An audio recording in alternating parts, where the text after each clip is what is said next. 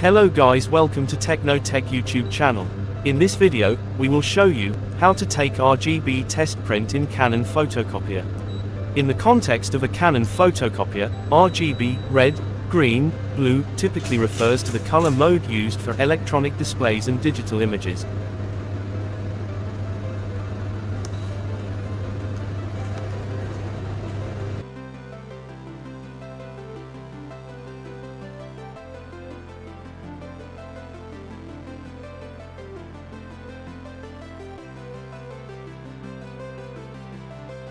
Thanks for watching. If you learn anything in this video, please give a like and subscribe for more videos.